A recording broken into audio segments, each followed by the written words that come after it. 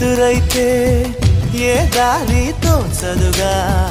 అటు ఇటు ఎటు తేల్చవుగా మన కథను తొందరగా ప్రతి చోట నీ నవ్వే పిలుస్తోందిగా నన్ను దాటి వెళ్ళలేవు నిన్ను నువ్వు దాచలేవు ఏమి చెయ్యనయ్యో రామా ఉన్న మాట చెప్ప నీవు ఊరుకుంటే ఒప్పుకోవు ఇంకెలాగే సత్యభామా